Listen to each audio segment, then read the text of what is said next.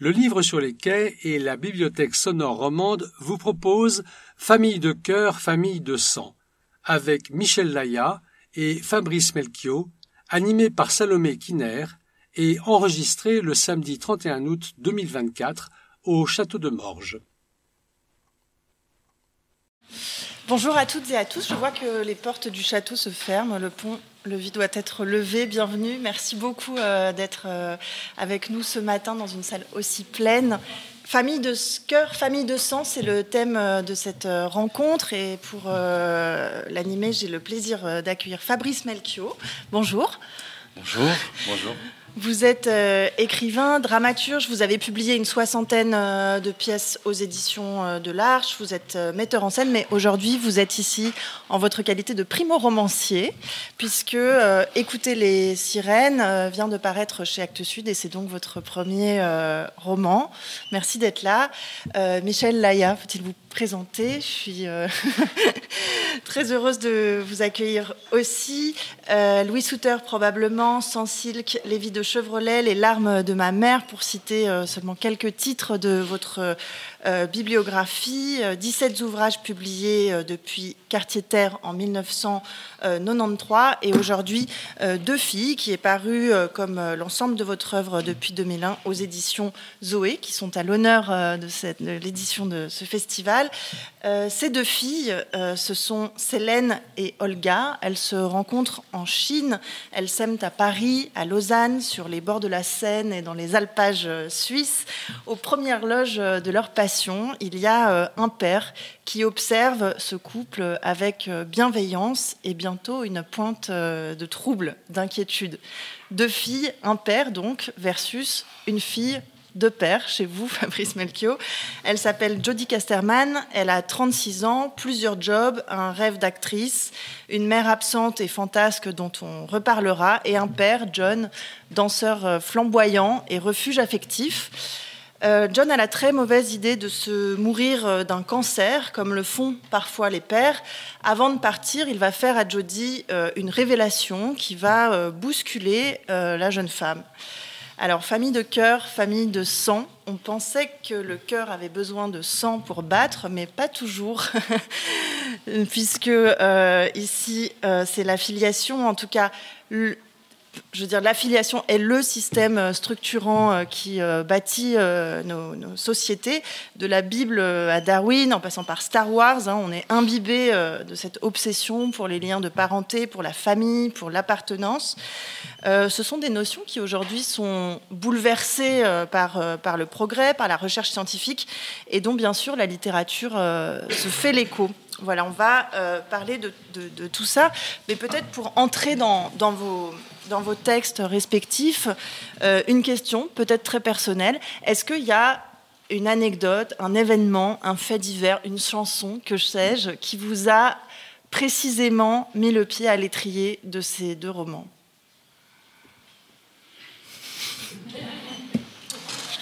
Alors, en ce qui me concerne, non, c'est plus qu'un fait divers. Enfin, c'est une sorte de fait divers. Il y a dans le livre, à un moment donné, une scène où le narrateur, qui a une cinquantaine d'années, se souvient, parce que c'est quelque chose qu'il a mis complètement de parenthèse, alors qu'il vit à Paris, alors qu'il est parisien. Il était pour une année ou deux à Lausanne, et il était dans un café où il a... un peu dans une position de voyeur par l'ouïe, par l'oreille, j'ai envie de dire, capter une conversation entre deux femmes, entre deux jeunes femmes. Et puis, cette conversation, en fait, il y a une des deux femmes qui est malheureuse parce que son mari est stérile et elle pense que ça va être difficile d'avoir un enfant et elle espère pouvoir avoir recours à un donneur de sperme. Et en fait, cette conversation... je l'ai entendue il y a très longtemps, dans un café bien précis à Lausanne. C'est resté un petit peu comme ça en sourdine. Et tout à coup, un livre a souvent plusieurs points de naissance ou plusieurs origines. Il n'y en a pas souvent qu'une. Mais disons que s'il fallait essayer de faire un tout petit peu l'anamnèse ou l'historique du livre, en tout cas, cette scène a été une scène de déclenchement. Et ça m'a mis voilà, j'ai eu envie de raconter ça. Mais après, d'une certaine manière, cette scène, elle est très secondaire parce que ce qui va prendre, le livre s'appelle Deux filles, ce qui va prendre d'abord toute la place, c'est le regard, effectivement, que ce père va poser sur sa fille et sur l'ami de sa fille. Et c'est sa sensibilité qu'on va découvrir. Mais bon, voilà, je ne vais pas faire trop long. Donc oui, il y a peut-être cet élément-là qui est un élément qui a été un des éléments déclencheurs. Mais c'est marrant de voir comment les choses qu'on peut vivre, en fait, restent parfois longtemps terrées, en sourdine, cachées, peut-être même obstruées, et tout à coup, pour des raisons assez mystérieuses, refont surface. C'est peut-être le retour du refoulé, hein, s'il fallait parler en termes freudiens, ou quelque chose qui s'y apparenterait. Merci. Alors, en ce qui me concerne, c'est plutôt une chanson qui a vraiment déclenché le désir de ce livre. Et derrière, donc la chanson, c'est Suzanne de Leonard Cohen. Voilà. Et derrière la chanson, la personne qui a inspiré cette chanson à Cohen, qui s'appelle Suzanne Verdal. Et en 2016, date à laquelle j'ai commencé en fait à travailler sur le roman, je suis tombé sur un article, un entretien avec Suzanne Verdal. Donc j'ai découvert qui était la Suzanne derrière la chanson de Cohen. Et j'ai été, oui, très frappé et ému par cette figure, donc d'une femme qui a aujourd'hui 82 ans, qui vit toujours, je crois, à Eureka aujourd'hui, mais qui a passé l'essentiel de sa vie sur Venice Beach, dans un petit van aménagé. C'est-à-dire qu'elle a été une danseuse merveilleuse, une très belle femme. Elle a poursuivi, comme beaucoup, le rêve américain, s'est rendue à Los Angeles, s'est blessée et n'a jamais pu développer sa carrière de danseuse. Et pour moi, elle représentait quelque chose de ce que l'Amérique peut fabriquer, de gens au bord de la route, de laisser pour compte. Et que j'aimais aussi sa manière de chercher un point d'équilibre entre une forme de gratitude pour Cohen et en même temps une forme de rancœur, parce qu'elle témoigne de comment pendant des années ça a été insupportable pour elle de se rendre au restaurant parce qu'elle entendait cette chanson, au supermarché parce qu'elle entendait cette chanson, et qu'elle se sentait réduite à cette chanson, et que finalement la chanson provoquait une forme de communion comme ça, passer à travers les êtres quand elle était dans un état de grande solitude, voire d'abandon. Et à partir de cette figure, et parce que je ne voulais pas rester dans je vais pas dire circonscrit aux années 60, puisque Cohen et Suzanne Verdal se rencontrent en 65, disons que Suzanne pose une première pierre temporelle et qu'il y a un arc qui se tend jusqu'à 2016, qui est là encore, autre bouquet de chansons. C'est le dernier album de Cohen, You Want It Darker, et qui sort au moment où Cohen va mourir, quelques jours avant l'élection de Donald Trump. Et que l'histoire se situe donc entre ces deux albums, finalement. Et que la chose plus personnelle, c'est que moi, j'ai un rapport à la chanson qui... J'ai une grande admiration en fait pour les chanteurs et les chanteuses, mais sans doute parce que comme beaucoup d'adolescents, j'ai rêvé d'être moi-même chanteur avant de découvrir que j'en serais évidemment incapable. Donc sûrement que j'ai écrit aussi ce roman pour répondre à l'adolescent frustré de ne pouvoir être sur une scène et dans un rapport qui n'a rien à voir avec le théâtre que je connais un peu mieux. Et puis parce que je crois qu'il y a dans la chanson quelque chose d'éminemment dangereux finalement, et que c'est ça qui m'intéressait aussi. Voilà, de questionner ce que c'est qu'une chanson. Voilà. Vous l'avez abordé un petit peu à l'instant. Il y a d'abord un contexte social, culturel qui est fort dans vos livres respectifs, puisque ces questions, elles se posent à l'intérieur d'une époque, avec ses possibles, ses tabous qui ne sont pas les mêmes qu'hier. La filiation, c'était pas pareil en 45, en 68 ou en 2024. Peut-être que, Fabrice, j'ai choisi un petit passage qui nous permet de voir un petit peu ce contexte culturel. Je vous donne votre livre. Vous allez nous lire un extrait qui dit bien, en fait, vous avez une citation J'ai noté une phrase, vous avez parlé de ces États-Unis, vous dites le rêve américain est un sport collectif qui reste pas mal en vue avec pas mal de licenciés dans le monde. Il est un petit peu écorné aujourd'hui, mais il est en lutte pour sa survie. On va écouter un petit peu le contexte dans lequel naît Jodie. Je suis né le 19 mai 1980 au Lenox Hill Hospital de New York, mais je crois que le jour de l'accouchement, c'est la mère qui naît plus que son enfant. Je ne crois pas être né le 19 mai 1980, je crois que je suis né durant l'été 1983, quand j'ai découvert Veneta et l'Oregon Country Fair. Je suis né sur les épaules de cet homme édenté de 50 kilos. Il est assis en face de moi, dans une cabane miteuse, et il cherche ses mots avec l'énergie du désespoir, épié par un casse-noix volubile qui chante pour les morts vivants. Je suis né sur les épaules, je suis né sur ses épaules, plus qu'entre les cuisses de ma mère. Je suis né sous un chêne au pied duquel j'ai enterré tous mes secrets, de mes 5 ans à mes 12 ans. J'aimais le faire les jours de grand vent, quand les branches se heurtaient au-dessus de ma tête en grinçant. Je suis né à 13 ans, quand j'ai embrassé un garçon avec la langue pour la première fois. Il s'appelait Morgan Wilkins. Quand il m'a dit « Jodie, je t'aime », le chêne de l'enfance a disparu, mangé par son cartable Jurassic Park. Je suis né quand j'ai écouté pour la première fois Ricky Lee Jones chanter « Don't let the sun catch you crying ». Je suis né, comme beaucoup de femmes américaines, en lisant le Backlash de Suzanne Faludi. Je suis né dans un bus de Montgomery quand Rosa Parks a refusé de céder sa place. Je suis né le jour où j'ai compris qu'un homme avait marché sur la Lune, qu'il avait vraiment marché dessus et qu'il avait réalisé le rêve de sa vie, que le rêve d'une vie pouvait être de mettre toute l'humanité le plus loin possible de soi. Je suis né quand Challenger a explosé sous les yeux du monde entier. Je suis né quand, le 5 août 1996, je me suis déshabillé sous les yeux médusés de Tom Fields, qui comptabilisait sur sa peau un nombre inimaginable de grains de beauté. Je suis né une semaine plus tard quand je me suis déshabillé dans la pénombre de la chambre de Janet Carr, qui a été ma meilleure amie pendant 9 ans avant de me faire jouir sur sa moquette. Elle a éclaté de rire quand elle m'a senti trembler de tous mes membres entre ses bras. Puis m'a demandé si je voulais bien me tatouer son prénom sur ma cuisse, ce que j'ai refusé de faire, bien qu'étourdi de plaisir. Je suis né quand Kurt Cobain est mort, puis la princesse Diana, puis Amy Winehouse. J'ai eu cette manie de naître à chaque fois que quelqu'un que j'aimais mourait. Je suis né du coup de foudre de ma mère pour un électricien de 3 ans, son cadet.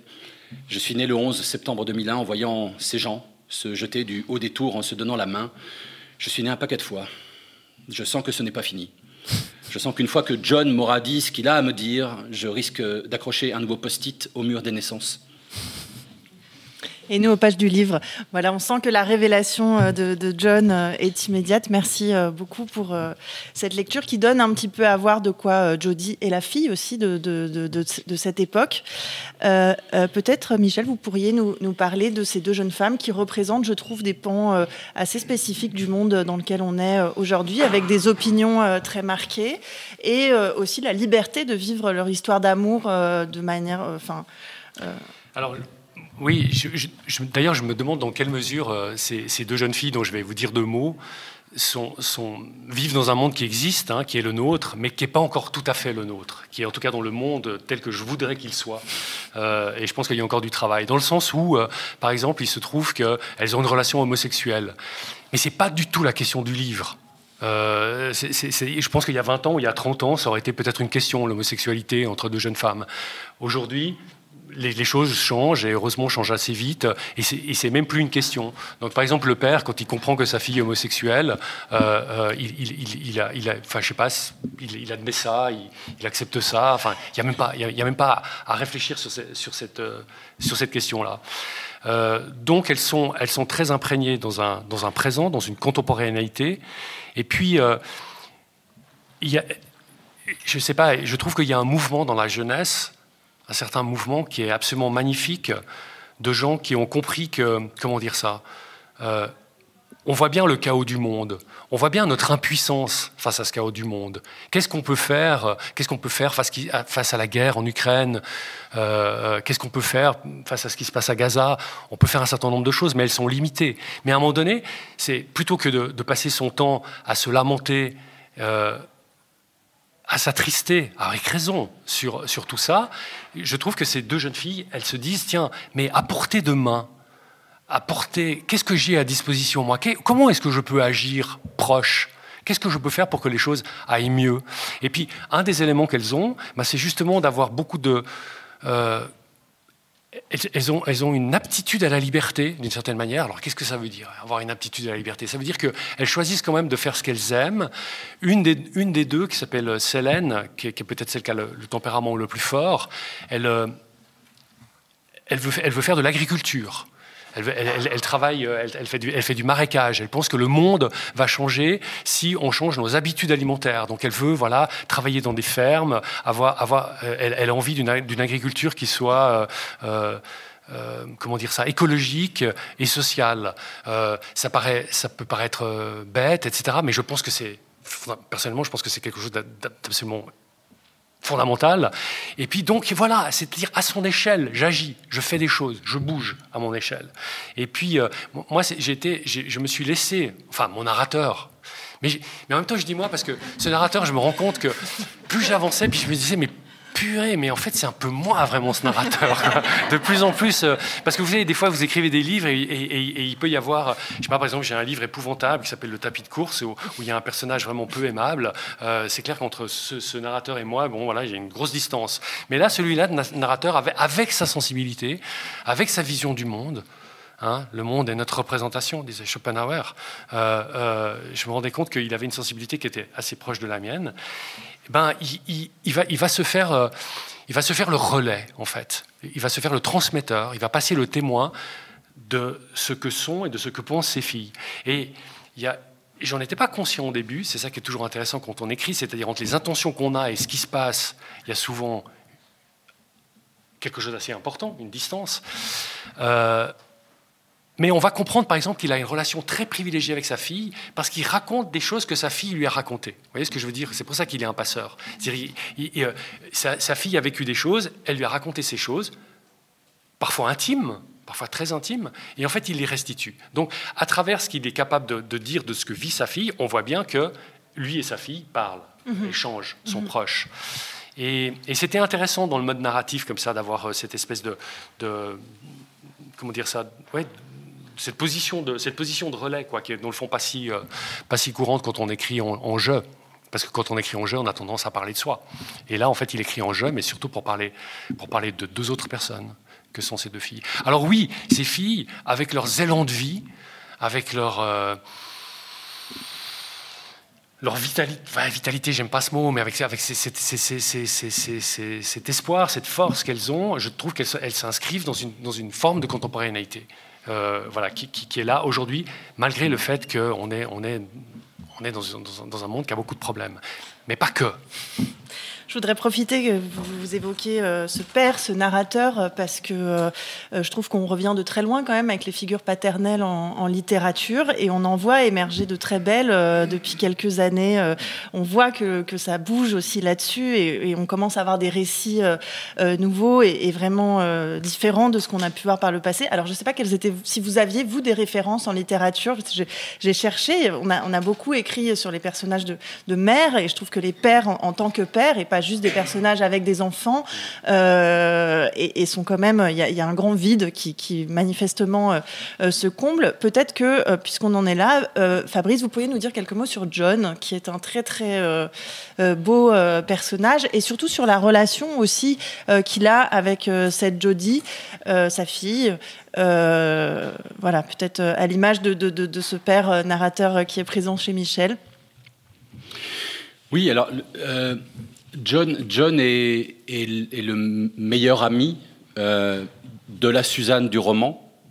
C'est-à-dire qu'il n'est évidemment pas une version fidèle à qui est Suzanne Verdal. L'enjeu du livre n'était pas de raconter la vie de Suzanne Verdal, c'était vraiment de s'inspirer de ce que je pouvais, moi, interpréter, du regard subjectif que je portais sur cette Suzanne-là.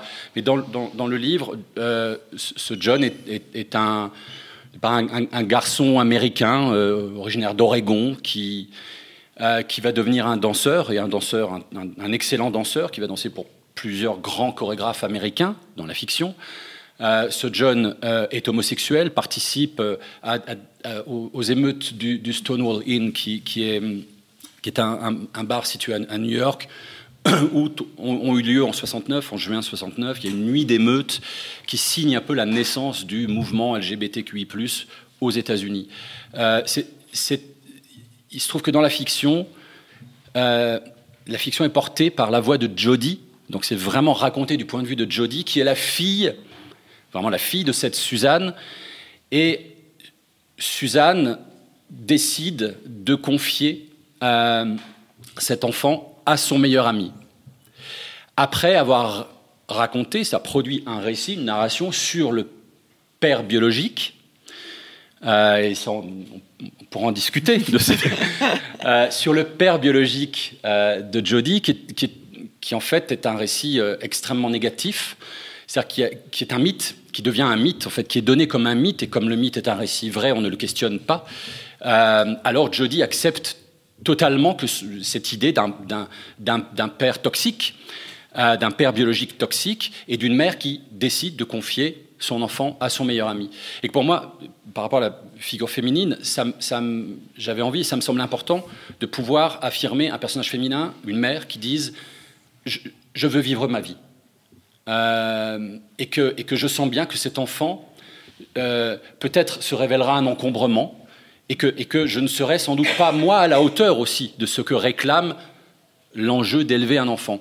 Et que John, lui, s'avère prêt à accompagner cet enfant dans sa croissance. Voilà.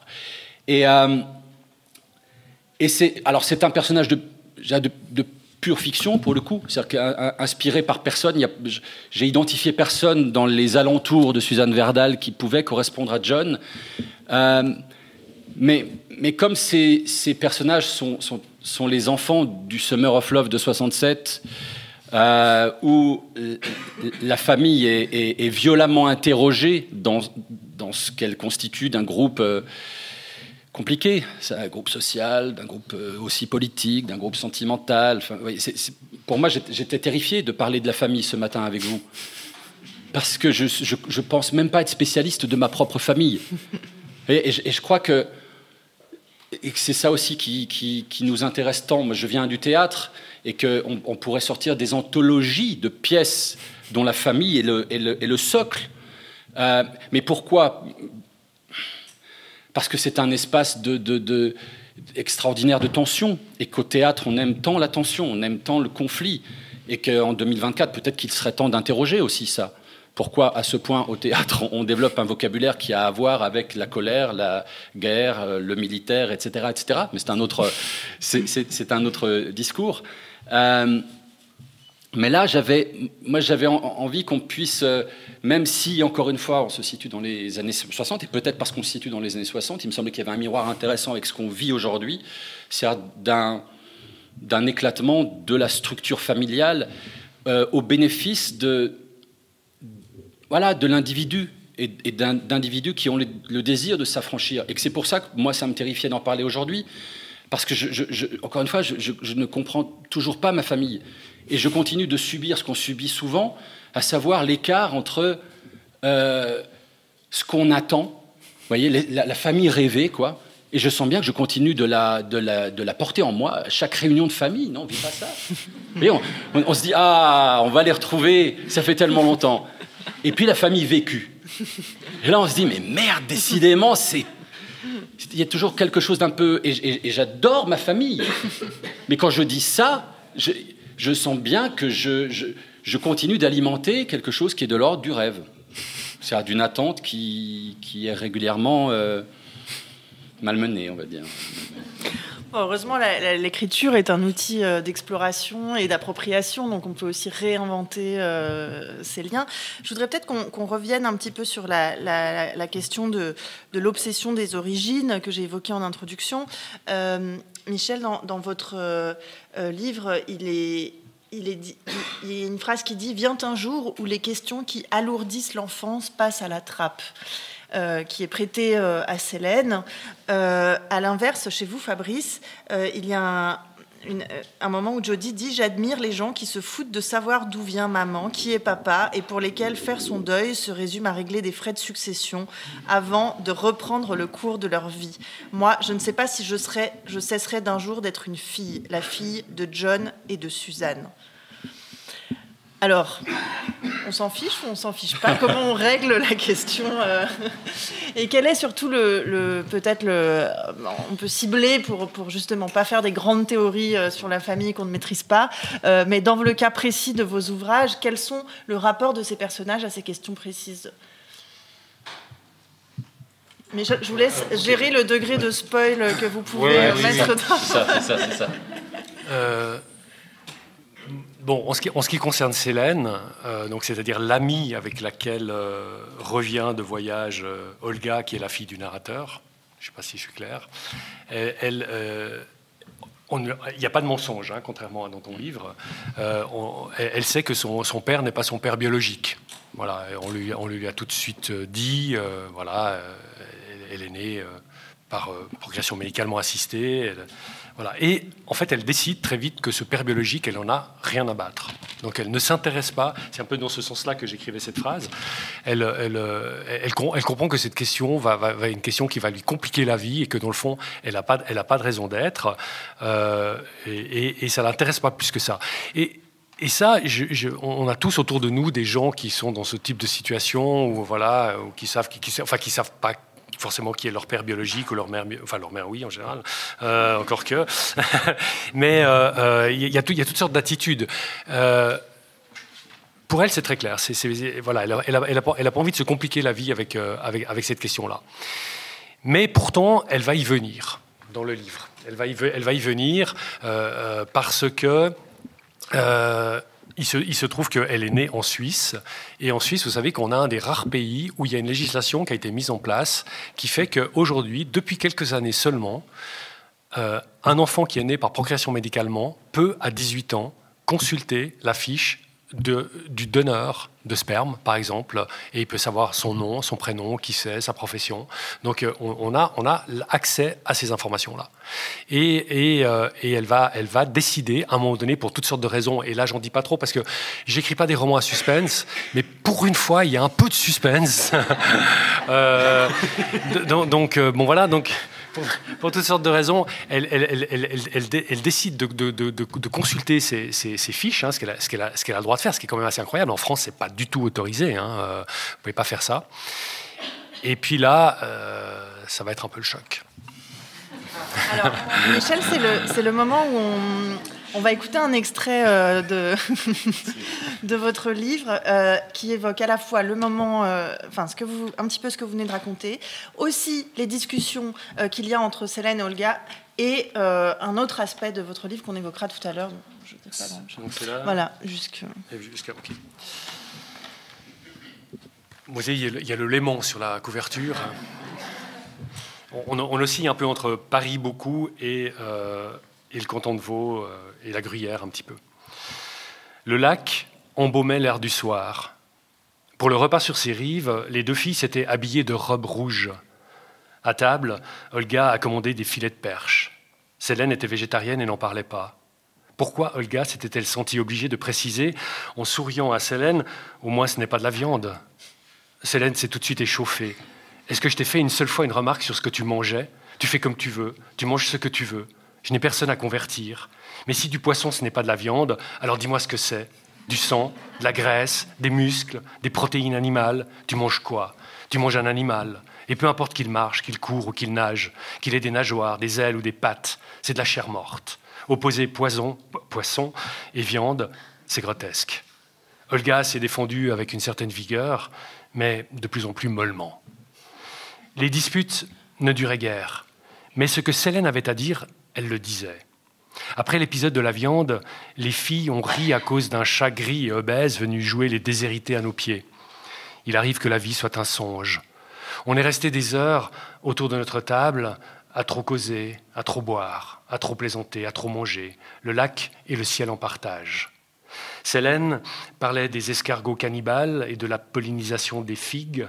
Olga nous racontait les poumons perforés de Warhol par les tirs de Solanas et nous décrivait les peintures au pistolet de Nikit Saint-Phal. Et moi, je racontais les misères et les merveilles de mon métier. Si le serveur n'était venu nous annoncer la fermeture du restaurant, nous serions peut-être restés là encore longtemps, à tirer la nuit à soi, à lire les étoiles, pour deviner ce qu'elles ont de bon à nous confier, à attendre l'aurore. Avant de se coucher, Célène a voulu mouiller ses jambes dans l'eau du lac. Assise sur une pierre, dans le frais de la nuit, elle a évoqué ses parents, au compte-gouttes. Pour son père, un homme gentil et prévisible qui vivait dans l'ombre, elle gardait beaucoup de tendresse. De sa mère, soucieuse des apparences et obsédée par un travail dans l'industrie de la mode, Célène s'était détachée. Un trou galactique nous sépare, rigolait-elle. Elle les aimait bien sûr, tous les deux, les voyait rarement. À 18 ans, elle avait quitté la maison sans susciter de résistance. Rien n'avait davantage compté pour ses parents que d'être père et mère, mais Célène venue au monde, ils avaient peiné à lui donner la place et l'affection projetée.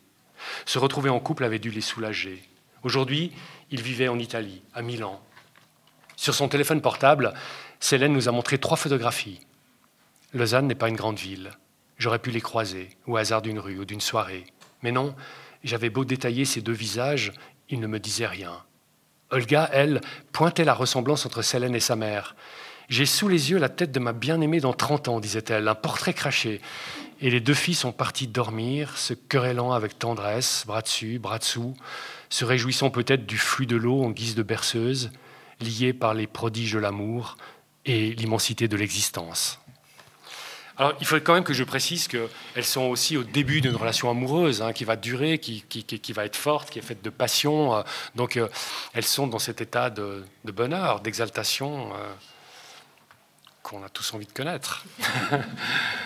En tout cas, pour que l'histoire avance, il faut qu'il y ait un conflit, un nœud, une rébellion. Et souvent, ça passe quand même par tuer le père. Et paraît-il que ça aide un petit peu à avancer. J'ai parlé du contexte, j'ai parlé du lien qui les unissait. Il y a aussi un petit choc générationnel entre ces personnages. Enfin, peut-être un tout petit peu moins chez vous, puisque ce narrateur, justement, est extrêmement... ce père est extrêmement accueillant. Mais Jodie, elle se heurte quand même à un monde qui bouge très fortement. Qu'est-ce qui va déclencher chez cette femme une mise en mouvement vers elle-même, en quelque sorte ?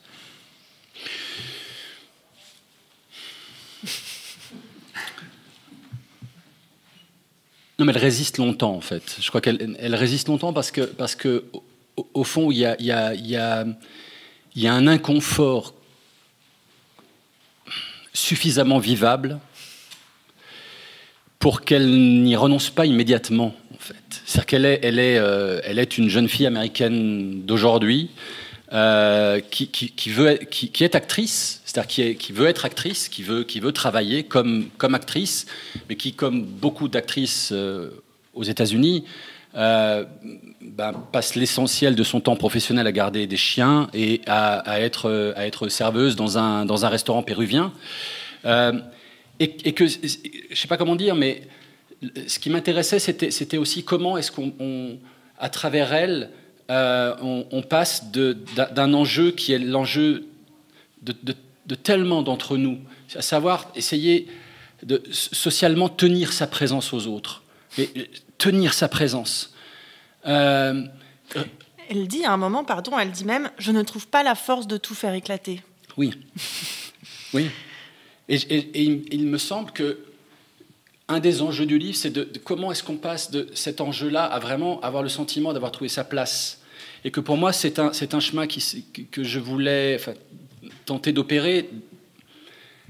On est tous les enfants, je crois, non pas de nos parents, mais du récit que nous avons construit sur nos parents, de comment nous nous racontons nos parents, comment nous nous racontons notre famille, et qu'on a la possibilité de changer de récit, et que c'est ce qu'elle va à un moment donné accepter qu'elle puisse changer les récits dont elle est l'enfant, et que ce qui m'intéressait, c'était dans cette question, cet enjeu de la filiation.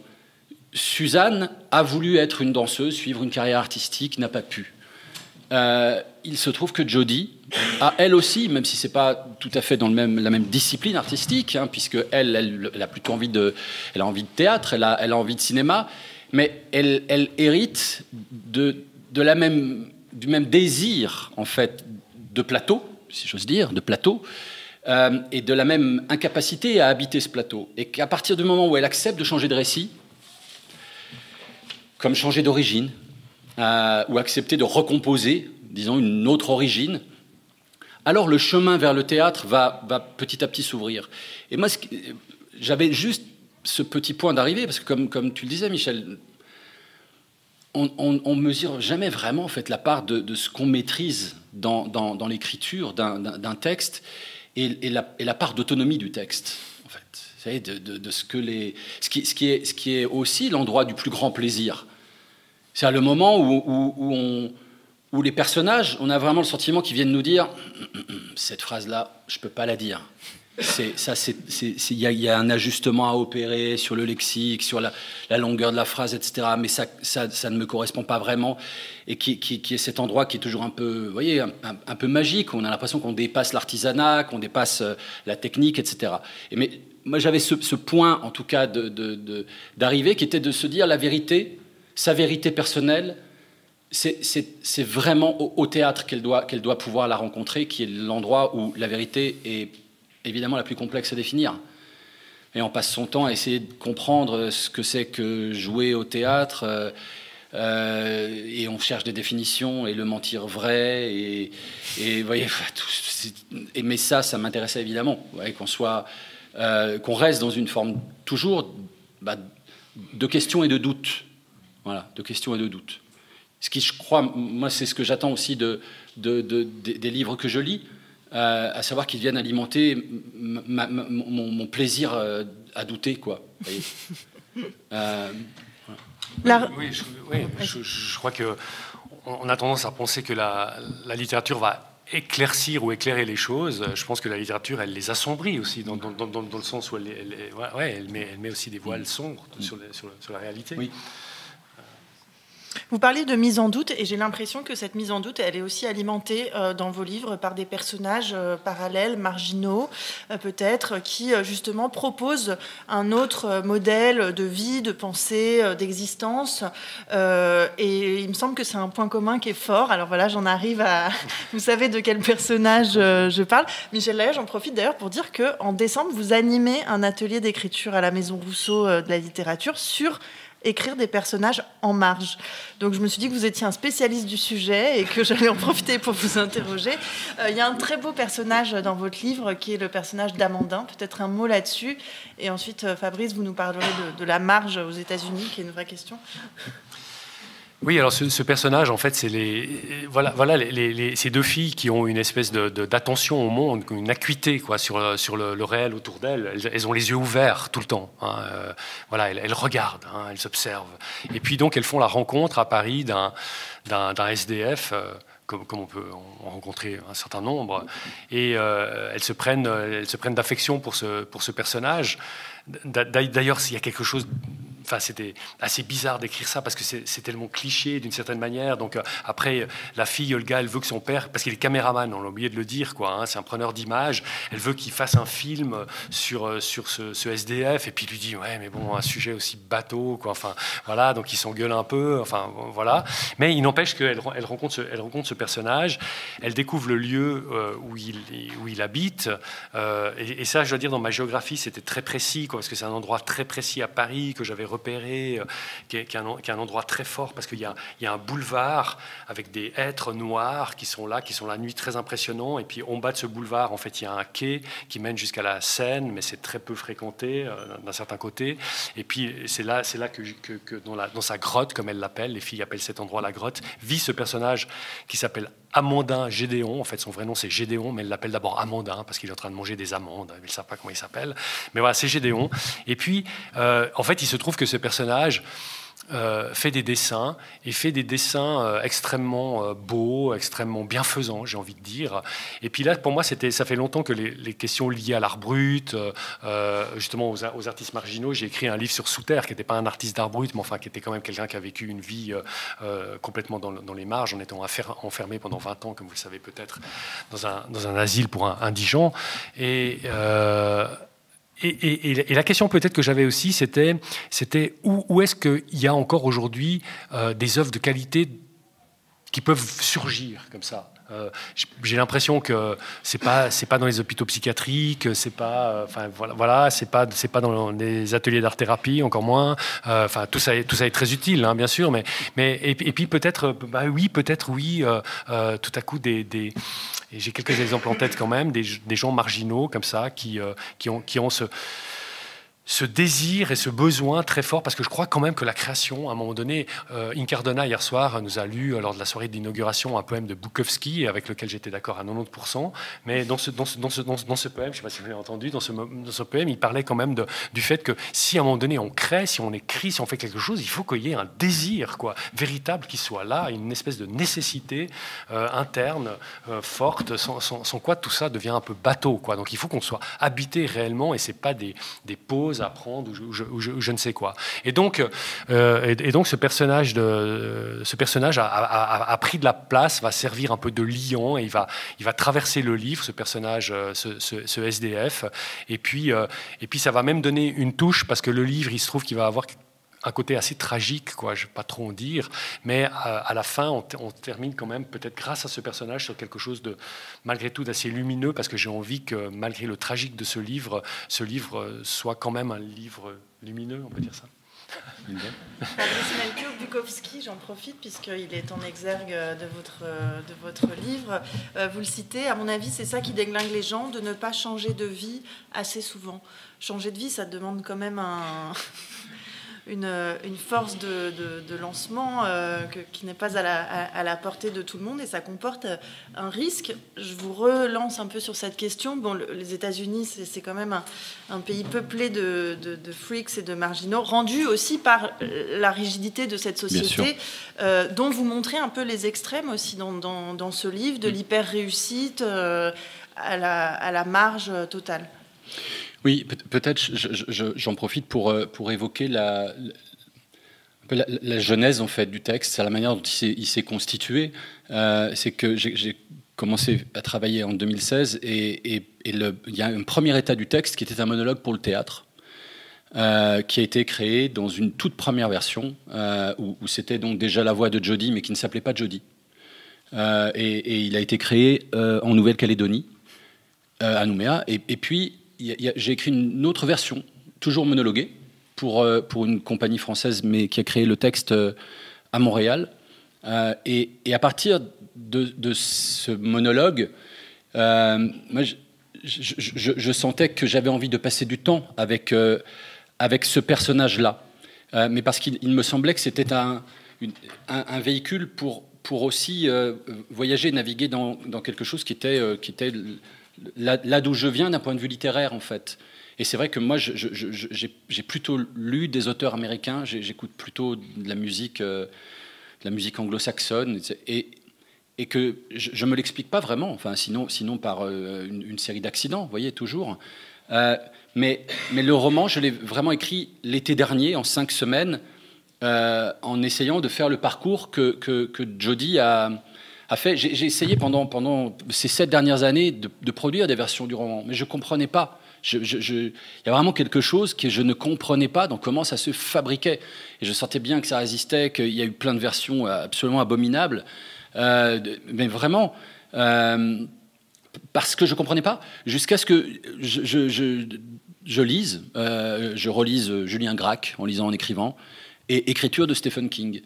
Et en relisant Gracq, en découvrant le livre de King, j'ai cherché là dans l'interstice en fait à comprendre une forme qui serait un peu la mienne, parce que je me sens autant attiré par Gracq que par King en fait. Et en essayant de les faire jouer tous les deux, il y a quelque chose qui a commencé à je peux dire, s'agréger. C'est pas que j'avais l'impression de découvrir, mais d'entendre autrement, juste parce que ces deux livres se frottaient un peu. Et qu'en étant effectivement en itinérance comme ça, d'une ville à l'autre, dans les régions du livre, ce qu'il y a de puissant aux États-Unis, c'est que la marge est au centre des villes. C'est qu'en fait, les quartiers qu'aujourd'hui on essaye de nous ranger dans les banlieues, aux États-Unis, c'est le cœur des villes. Ça veut dire que les hôtels où l'on descend, où sont les touristes, quand on descend, et Portland, qui est la ville qu'habite Jodie, Portland est une ville qui me fascine aussi pour ça. C'est-à-dire que on a vraiment le pire état social possible. C'est une ville où l'on peut consommer des drogues dures, légalement.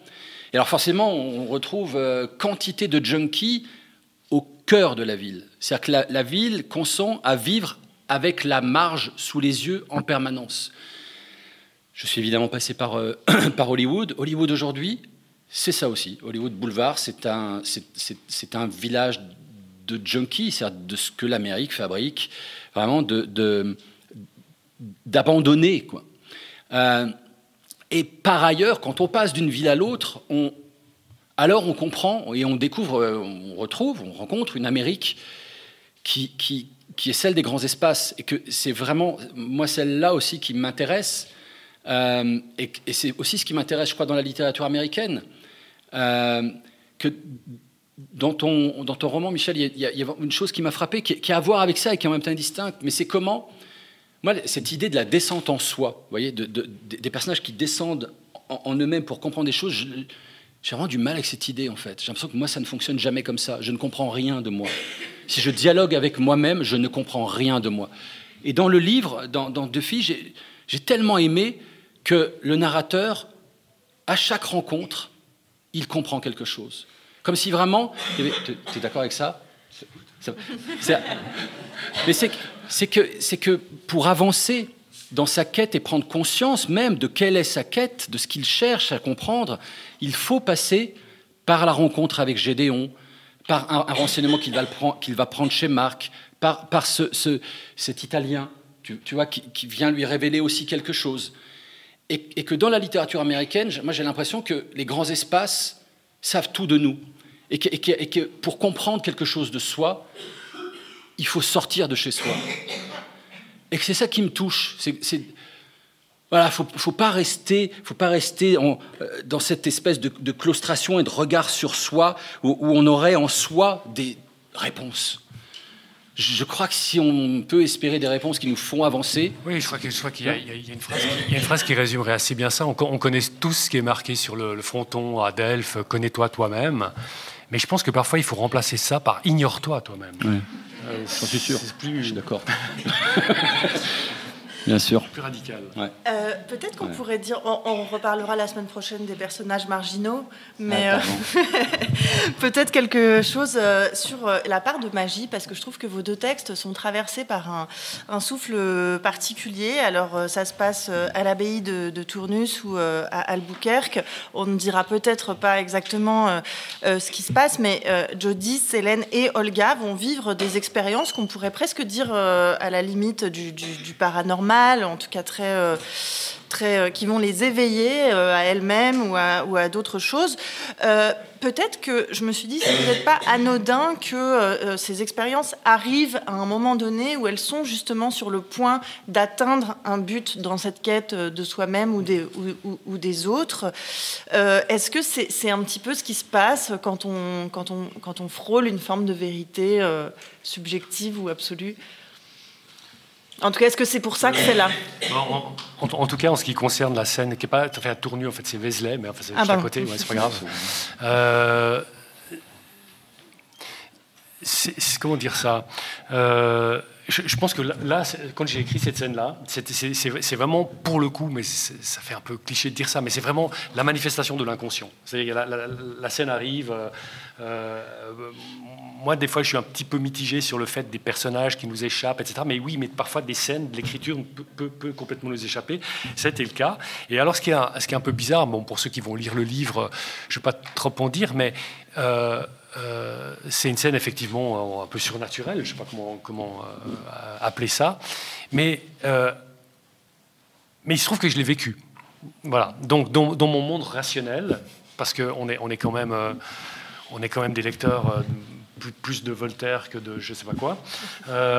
Donc, dans mon monde quand même très rationnel, cette expérience vécue à Vézelay est une sorte de grand point d'interrogation. Et je pense qu'il fallait que ce truc sorte d'une manière ou d'une autre. Et là, c'est arrivé certainement au bon moment dans la narration du livre, quoi. Donc, voilà, quand je vous disais tout à l'heure que je me sentais quand même assez proche de ce personnage, même rétrospectivement, je me dis, mais c'est incroyable, en fait, il y a plein de trucs de moi dans ce truc, quoi, comme rarement peut-être. Enfin bref. Mais peut-être dans Célène et Olga aussi, il y a beaucoup de vous. Bien sûr. C'est vrai, ouais. Et ça, alors, voilà, pour le... Ouais. La proximité entre toi et le narrateur, est-ce que c'est une proximité choisie ou plutôt constatée? Non, elle s'est mise au début, tu parlais d'étapes, de versions. Au début, moi, quand je commence à écrire, quand j'ai deux, trois idées, 2-3 sensations en tête, 2-3 scènes, il y a toujours la question de trouver l'écriture la plus adéquate. Moi, je vois le point commun entre tous mes livres, mais j'ai des écritures assez différentes, malgré tout. Il y a des différences. Si vous lisez Les Vies de Chevrolet ou Le Sous-Terre, ou si vous lisez ce livre-là, ou Sans Silke, il y a des écritures qui sont différentes. Ici, le narrateur, c'est un preneur d'images, donc c'est pas un homme de la parole d'abord, c'est plutôt un homme de l'image. Donc je voulais une langue, j'avais en tête d'avoir une langue assez fluide, assez simple d'une certaine manière, mais sachant que la simplicité en littérature est toujours la chose la plus compliquée, hein, donc il faut pas, voilà. Donc il y avait ça, mais au début il était un peu sarcastique, il était un peu ironique, il y avait beaucoup plus de sarcasme, mais plus d'ironie dans sa vision des choses. C'est resté un tout petit peu, il se moque un peu du nouveau. Il s'est fait quitter par sa femme depuis 2 ans, qui sort avec un type plus jeune, qui est un maître nageur. Alors il se moque, un maître nageur, quoi. Bon. Voilà, donc là il y a un brin de sarcasme, mais en fait du sarcasme comme ça, il y en avait beaucoup. Puis je me suis dit non, mais ça, en fait, c'est pas envie de ça, c'est pas ça, quoi. Parce que l'ironie, c'est intéressant, c'est bien, je rien contre l'ironie, bien sûr, mais à un moment donné, l'ironie, ça rend con aussi. Et puis dans ce texte, il n'y avait pas la place c'était pas la place de l'ironie. Donc tout ça a disparu. Puisqu'on parle de la proximité avec les personnages, on peut quand même peut-être dire un mot sur le fait que vous êtes 2 auteurs hommes qui vous mettez en scène des personnages de jeunes femmes. Peut-être un mot là-dessus, justement sur la proximité. Il y a évidemment beaucoup de vous, mais comment est-ce qu'on aborde, parce que vous l'avez fait de manière très différente, vous Fabrice, vous êtes vraiment ancré dans le corps. Cette Jodie, on la voit dans des situations extrêmement intimes, vous décrivez largement son corps, le rapport qu'elle a avec son corps, tandis que chez vous, Michel Laya, il y a une pudeur dans le regard du père sur ces 2 jeunes femmes, même quand il les voit dans des moments sensuels. Quelles sont peut-être les difficultés, les précautions ou même le plaisir de faire vivre ce type de personnages qui, a priori, sont un peu éloignés de vous? Oui, il nous reste 1 heure. Hein. Non, mais pour moi, c'est à la fois délicat et évident, parce que je pense que sur la 60aine de pièces que j'ai écrites pour le théâtre, il y a davantage de personnages féminins que de personnages masculins. Le premier texte que j'ai publié était un monologue qui s'appelle Inattendu, un monologue pour une comédienne. Mais parce que peut-être qu'en cherchant à habiter un corps et des réalités que je sens peut-être les plus distinctes de moi aujourd'hui, c'est-à-dire une jeune femme qui n'est pas de ma culture. J'ai jamais vécu aux États-Unis, vous voyez, c'est vraiment un travail là aussi d'enquête, de construction, quoi. Alors c'est peut-être une façon de mieux m'ignorer moi-même, en fait, et que je trouverais, mais en fait je cesserais d'écrire si je me sentais condamné à témoigner de ma seule expérience de ce que c'est que vivre. Je n'ai pas d'histoire. Je suis très gâté par la vie. J'ai pas d'histoire. Je sais pas comment dire. Je ne suis pas intéressant. Je me trouve pas intéressant. Peut-être ce que à force l'écriture et le théâtre développent et musclent, c'est l'écoute. C'est juste l'écoute des autres et du monde et des espaces et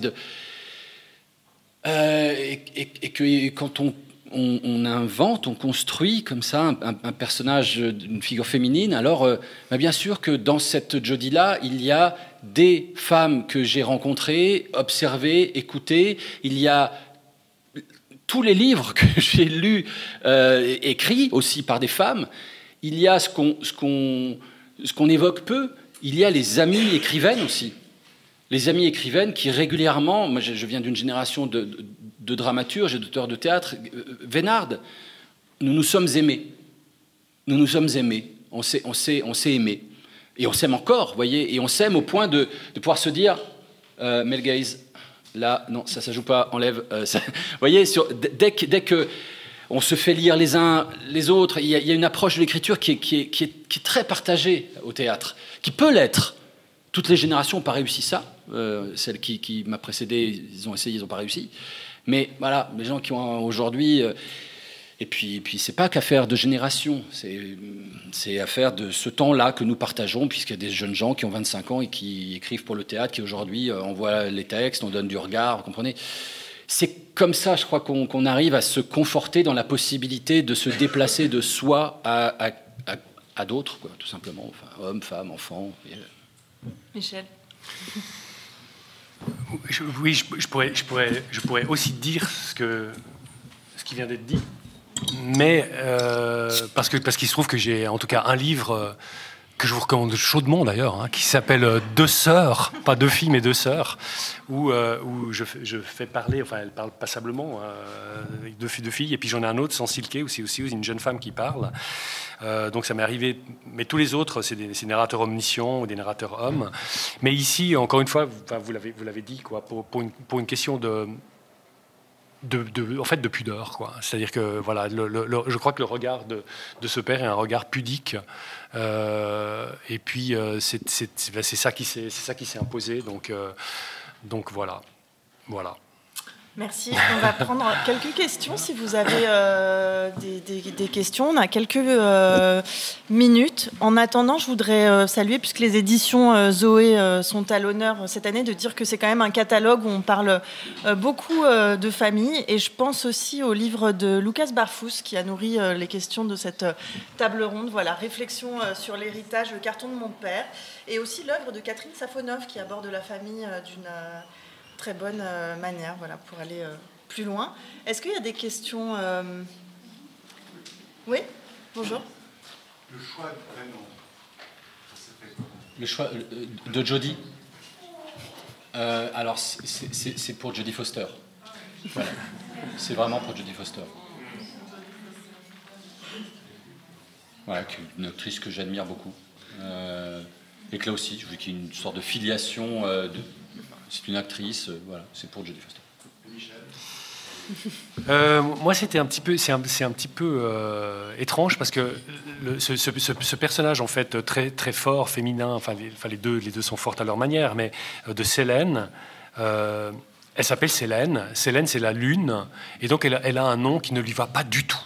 Moi, je trouve le prénom de Célène magnifique, mais elle est juste solaire. Elle n'est pas du tout lunaire. Donc en fait, voilà, des fois, là, je me suis un petit peu amusé. Bah non, il y a un personnage, c'est pas la lune, Célène. Voilà, c'est beau être Célène, c'est le soleil. Et puis Olga, c'est compliqué, quoi. Donc je joue mon joker.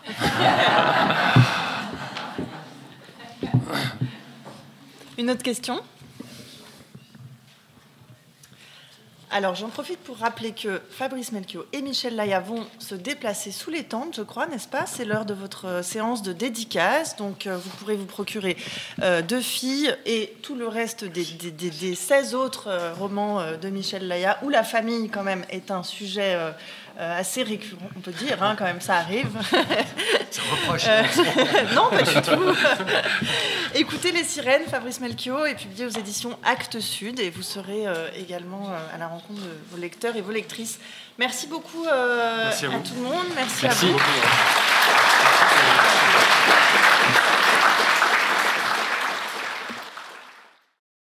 C'était Famille de cœur, famille de sang, avec Michel Laya et Fabrice Melchior, enregistré le samedi 31 août 2024 au Château de Morges par la Bibliothèque sonore romande pour le livre sur les quais.